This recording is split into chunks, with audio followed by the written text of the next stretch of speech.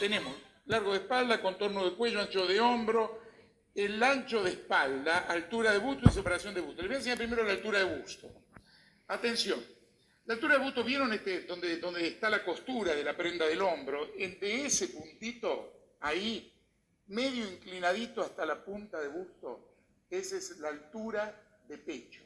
Es una medida que yo siempre recomiendo no tomar demasiado corta, ¿no es cierto? Porque supongamos que yo la tomé acá y después dibujé la pinza acá, estéticamente va a parecer que la mujer tiene el busto caído, ¿tá?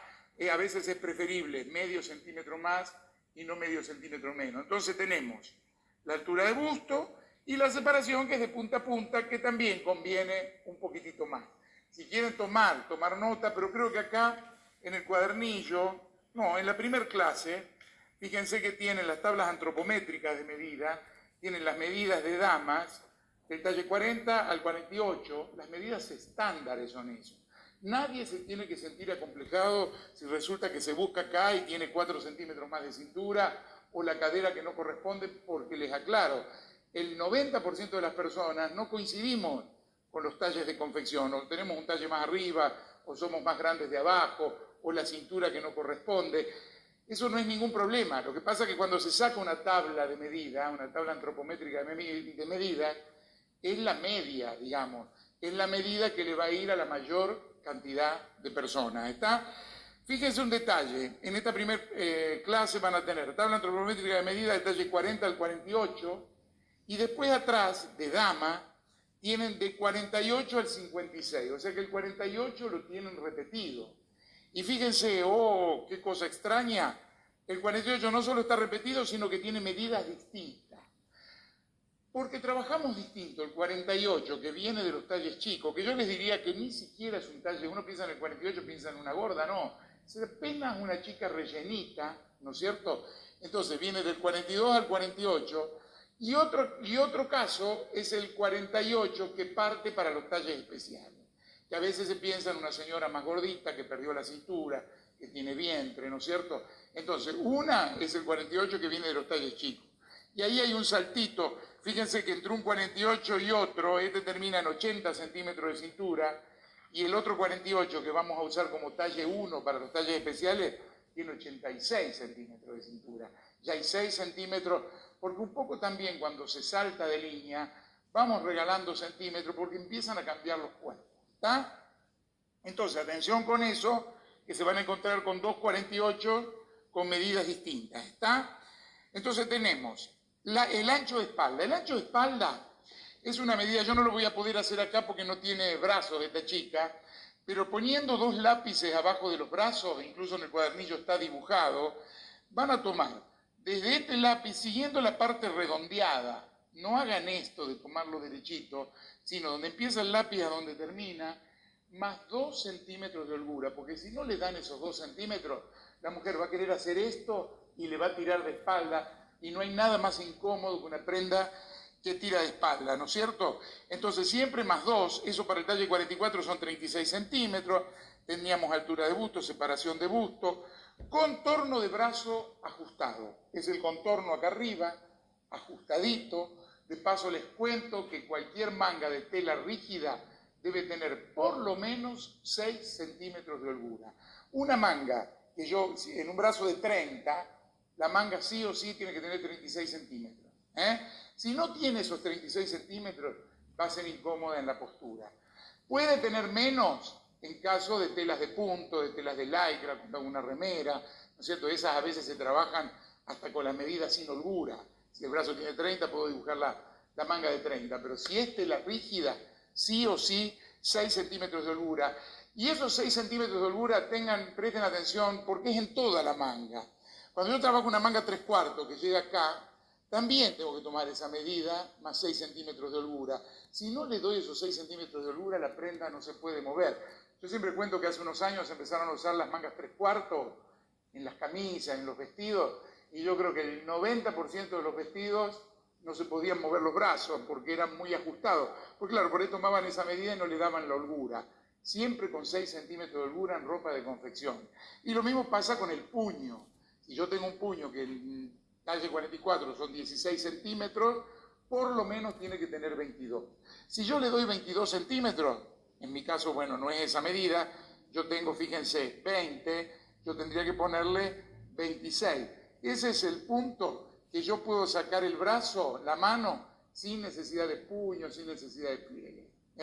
Así que para una manga guante son, y para el talle 44, 16 más 6, 22. Altura de cadera, bueno, largo de manga, esa es otra cosa. ¿Se acuerdan que antes decíamos, bueno, te voy a tomar el largo de manga? Todos decían, tomá para vos. No, porque eso se usaba antes. ¿Cuándo se usaba? Cuando se tomaba de acá atrás, del punto carrure, se pasaba por acá y llegaba acá, que era el inicio de la manga sastre.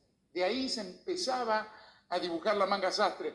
O sea que yo tomaba esa medida, ¿no es cierto? Y de ahí empezaba y se dibujaba la manga así, ¿sí? La manga sastre. Hoy por hoy no, hoy nosotros trabajamos en la manga recta, entonces lo vamos a tomar de ese vértice ahí del hombro, y ¿saben hasta dónde? Con la manga normal, recta, hasta la mitad, entre la muñeca y los nudillos, hasta acá. Esa manga va a tener holgura, no van a tener problemas, y no se compliquen de tomarla de otra manera, ¿está? Es decir, desde el vértice hasta la mitad, entre la muñeca y los nudillos. Ese es el largo de manga que vamos a tomar. Y bueno, y después tengo un gráfico acá, altura de tiro del pantalón. Fíjense que se toma con la persona sentada en una silla dura, y lo van a tomar así. Si la persona está sentada así, vamos a suponer que está acá, y acá está la silla, por el costado de la prenda, desde la cintura hasta el asiento, ¿está? A ver si se entiende que esta es la persona ahí sentadita, ¿no? ¿Sí? Y esta es la silla, ¿está? Es una medida no difícil de tomar, sino que no es muy precisa. Es decir, cuando tomamos esa medida no todos nos sentamos igual, hay gente que se desparrama, hay gente que se... Entonces a veces nos podemos equivocar feo, nos podemos equivocar a veces hasta 2 centímetros en la altura del tiro. Yo les recomiendo, cuando quieran hacer un pantalón, para saber la altura de tiro del pantalón, es siempre fijarse en la medida de la tabla, que la tienen acá, ¿no es cierto?, de acuerdo a la cadera, qué altura de tiro le corresponde. Aparte van a ver que es una medida casi milimétrica, porque si el talle 44 tiene 27 centímetros, el talle 46 tiene 27,6, crece 6 milímetros por talle. Eso en la toma de la medida es como que se nos va, no lo podemos calcular exacto, ¿no es cierto? Entonces yo les diría que no es conveniente. Y por último, tenemos una figura, donde están los distintos largos que vamos a usar en confección industrial. Atención, yo tengo, fíjense, porque después que yo empiece a transformar prendas, hay prendas que van a ser cortitas, la cadera, largas, camisas.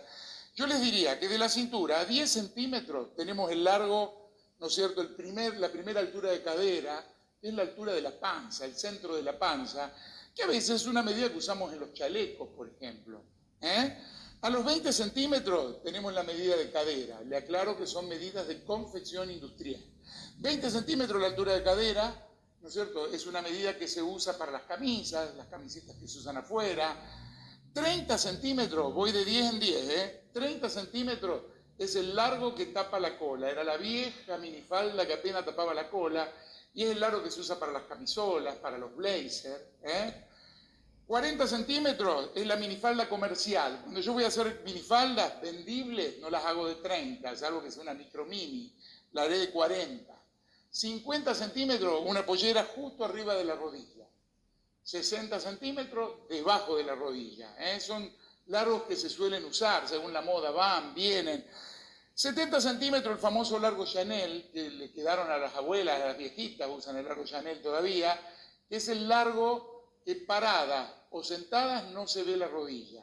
Chanel decía que la rodilla de la mujer no era algo estético, y que había que ocultarla siempre, parada o sentada.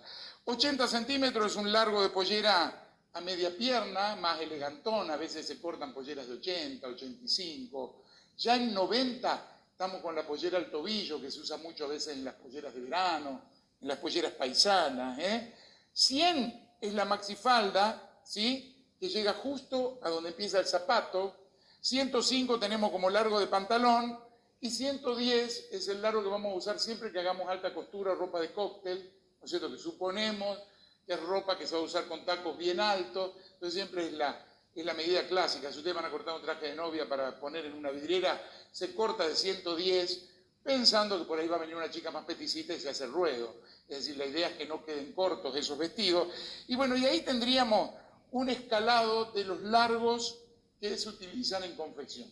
Terminamos la primera clase. Tarea: tomar medidas. La forma de aprender a tomar las medidas es tomarle a su marido, a su hijo, a su mamá, ¿no es cierto? Es decir, tomar muchas veces la medida, porque es como que también nos vamos acostumbrando. Y por supuesto, a medida que vayamos haciendo los moldes y probando, ya también nos vamos a ir dando cuenta solo qué medida tomamos bien o qué medidas estamos fallando y podemos ir, digamos, corrigiendo la forma de tomar. Por lo pronto, bueno, acá termina la clase número 1, mucha tarea ahora no tenemos, pero bueno, los espero en la clase número 2, la siguiente, es donde sí ya vamos a ver el molde base de pollera. Nos vemos prontito, chao.